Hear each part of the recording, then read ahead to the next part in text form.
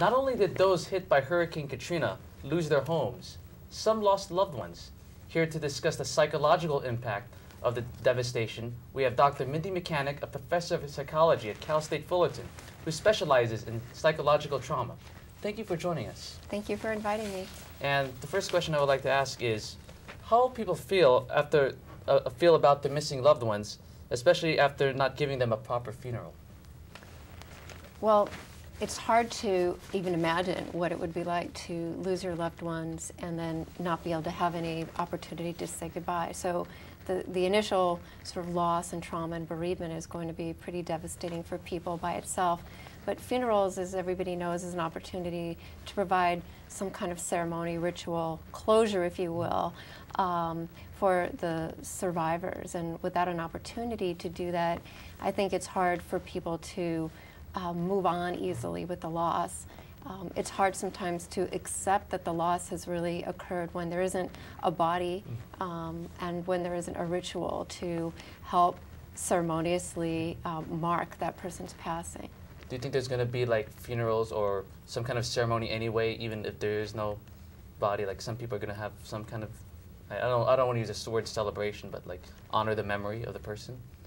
It's hard to know what people would choose to do. That's a little difficult question for me to address. I know that from other disasters, airplane crashes, when people have died and there haven't been bodies that have been recovered, it's been hard sometimes for the surviving loved ones to be able to move on. And certainly some people have had rituals, but there's always that lingering possibility in your mind, maybe it's not real. Maybe the person's really not gone. So the one thing that having a body and having a funeral does for people is to be able to make it real and help people start to accept what's difficult to accept, which is that loss. What are some steps people can take to get through a devastating experience like we saw in Louisiana and the other Gulf states? There's a positive face and a sad face on the complexion of traumatic response. I mean, one thing, we focus a lot on the tragedy and of people suffering, but it's probably important to recognize that most people will be resilient, that over time, given a year's time or so, that most people will be able to emotionally recover and mobilize their resources. Not everybody's going to be permanently scarred or damaged, although some people might. A disaster like this, though, and the particular population that it impacted, does have some particular risk factors that go along with a more pronounced or more severe psychological response, negative psychological response to the traumatic events. As everybody knows, the people who were affected predominantly were relatively impoverished and had few resources, so they were already under-resourced to begin with, so the loss hit them in particularly difficult ways. Losing all of your property, being dislocated are also risk factors that increase the likelihood that you'll have a more difficult time adapting to the traumatic event.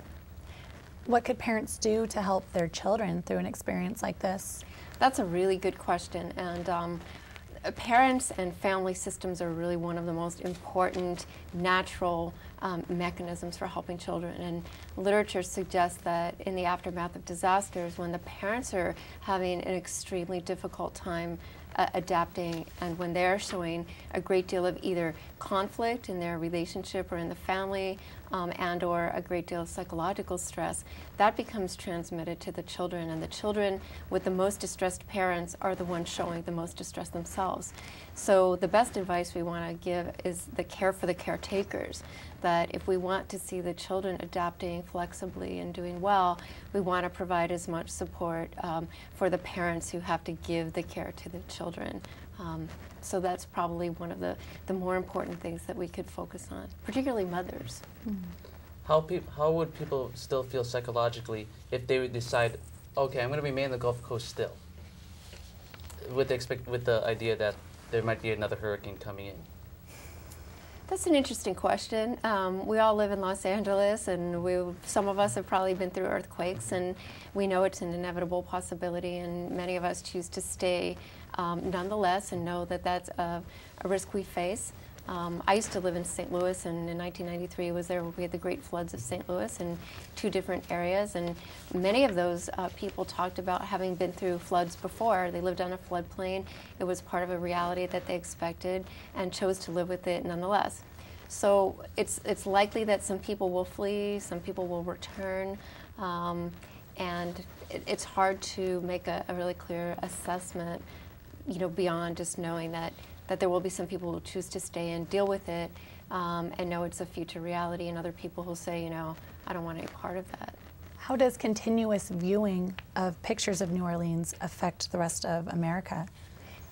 Like responses to trauma, if an individual is directly affected, our own indirect or vicarious exposure to trauma also can show a range and complexity of responses.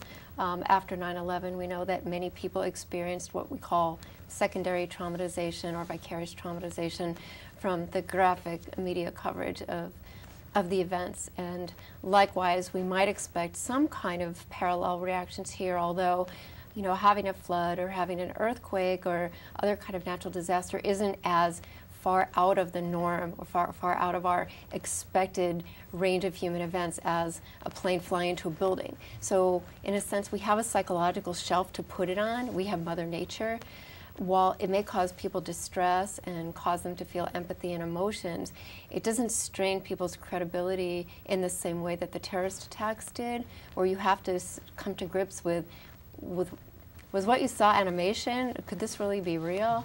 We know we've seen Hurricane Andrew, we've seen other kinds of natural disasters, so it's likely to cause an outpouring of grief and distress.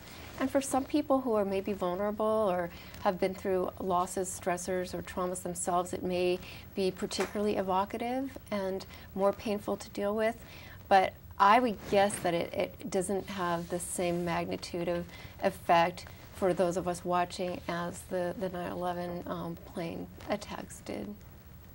What kind of advice would he give to either a kid who lost his parent? Or not advice, but like how should they be treated? Those children are incredibly vulnerable. There's probably nothing worse for a child than a loss of a parent, and in any circumstances, that's going to be a very difficult and long-term process for the child to move through. I mean, undoubtedly, that child needs to be in a context with a lot of love and support, hopefully with people that the child already knows, as extended family if possible, so that the child can feel secure. I mean, the most important thing for a child at that point is going to be the security of his or her attachment, the security of their world.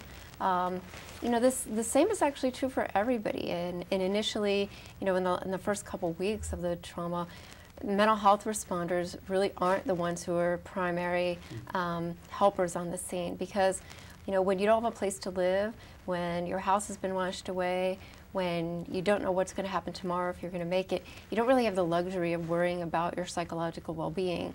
So in a very survival-based way, the first things have to do with making sure that you're able to survive, your family's able to survive, that you have food, that you have shelter, and your very basic core physical and biological needs met. Once people start to feel more secure in those basic biological needs, then they have the luxury of being able to deal with their psychological responses, the anxiety, the depression, PTSD, and other kinds of things that might come along with that. Bereavement, if people have suffered losses. Well, thank you. I would like to thank you very much for joining with us, Dr. Mechanic. And many Orange County residents are trying to help with relief efforts. Next, we will speak to the Volunteer and Service Center Coordinator at Cal State Fullerton.